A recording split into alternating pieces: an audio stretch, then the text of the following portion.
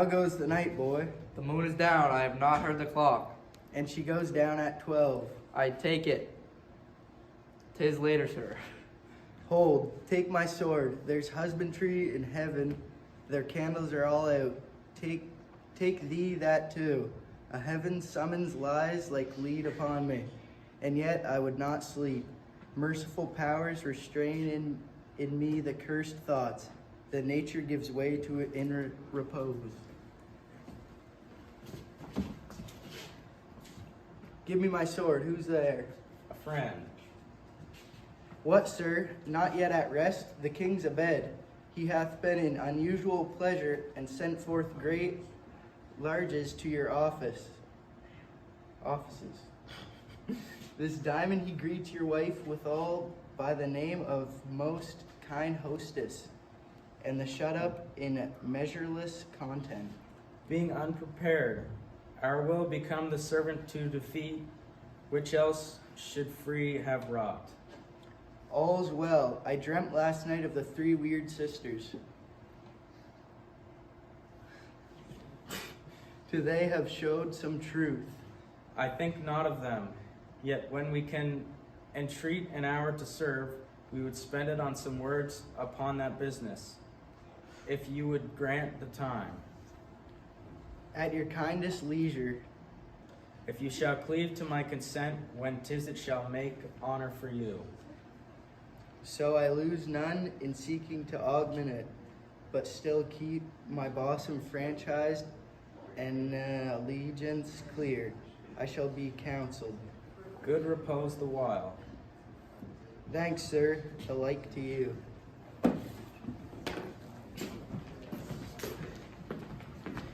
Go bid thy mistress, when my drink is ready, she strike upon the bell, go thee to bed.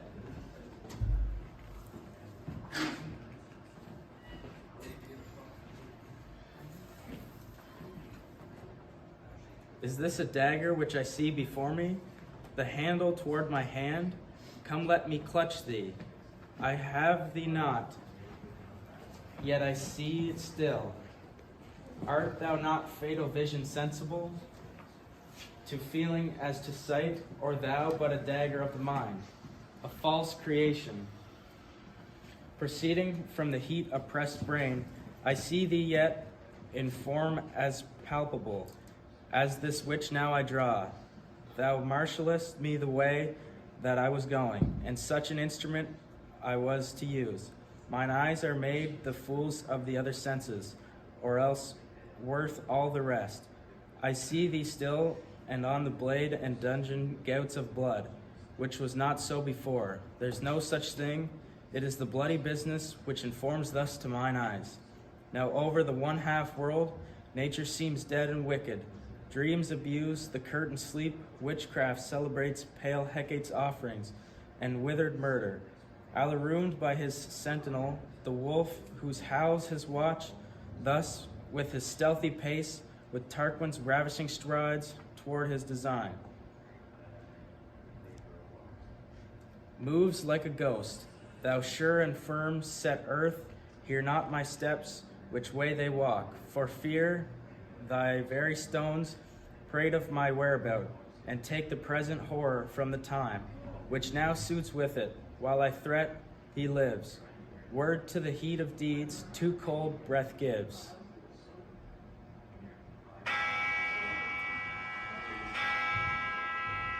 I go, and it is done. The bell invites me. Hear it not, Duncan, for it is Nell that summons thee to heaven or to hell.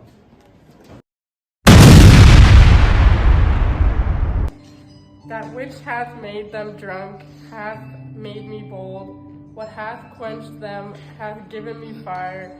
Hark, peace!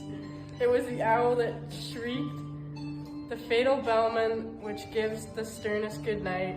He is about it, the doors are open, and their surfeited grooms do mock their charge with snores.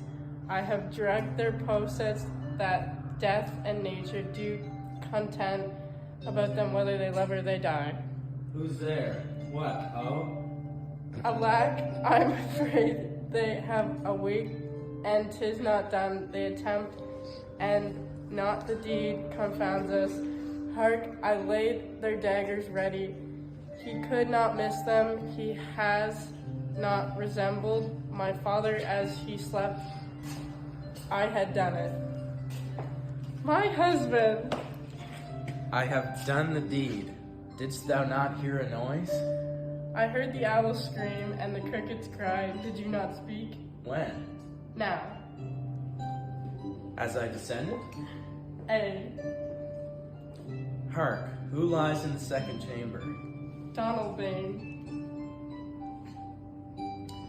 This is a sorry sight. A foolish thought to say, a sorry sight. There's one did laugh in his sleep, and one cried murder. That they did wake each other. I stood and heard them, but they did say their prayers and addressed them again to sleep. They are two lodged together. One cried, God bless us, and Amen. The other, as they had seen me with these hangman's hands, listening their fear, I could not say Amen, when they did say, God bless us. Consider it not so deeply. But wherefore could not I pronounce Amen? I had most need of blessing, and Amen stuck in my throat. These deeds must not be thought after these ways, so it will make us mad. Methought I heard a voice cry, Sleep no more. Macbeth does murder sleep, the innocent sleep. Sleep that knits up raveled sleeve of care. The death of each day's life, sore labor's bath, balm of hurt minds, great nature's second course, chief nourisher, and life's feast. What do you mean? Still it cried, Sleep no more. To all the house of Lambeth hath murdered sleep, and therefore Cawdor shall sleep no more. Macbeth shall sleep no more. Who was it that thus cried? Why, worthy Thane, you do unbend your noble strength to think so brain sickly of things. Go get some water and wash your filthy witness from your hand. Why did you bring these daggers from the place? They must lie there. Go carry them and smear them, sleepy grooms, with blood. I'll go no more. I am afraid to think what I have done. Look on it again, I dare not. Infirm the purpose. Give me the daggers.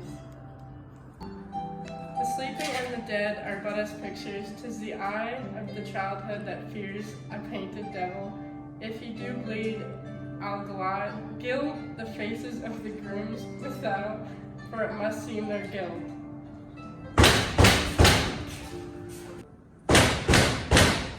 Whence is that knocking? How is it with me when every noise appalls me? What hands are here? Ha! They pluck out mine eyes. Will all great Neptune's oceans wash this blood clean from my hands? No, this is my hand, will rather the multitudinous seas incarnadine, making the green one red. My hands are of your color, but I shame to wear a heart so white.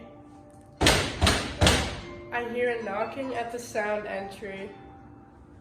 Retire we are to our chamber. A little water clears us of the dead. How easy it then, your constancy hath left you unattended. Hark, more knocking, get on your night groan, lest occasion call us and show us to be our watchers, but not lost so poorly in your thoughts. To know my deed, 'twere best not know myself. Wake, Duncan, with thy knocking, I would thou couldst.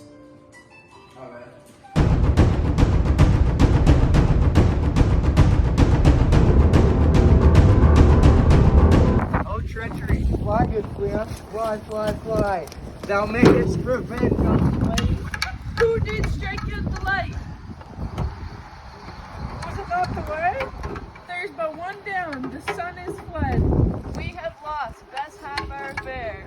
Well, let's away and say how much is done. But who did bid thee join us? Macbeth. He needs not our mistrust, since he delivers our offices and what we have to do to the direction just. Then stand with us. The west yet glimmers with some streaks of day. Now spurs the lated traveler apace. to gain the timely end, and near approaches the subject of our watch. Hark! I hear horses. Give us light there, ho. Then 'tis he.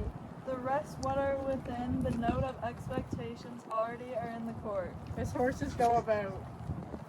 Almost a mile, but he does usually, so all men do. From hence to the palace gate, make it their walk. Alight, alight.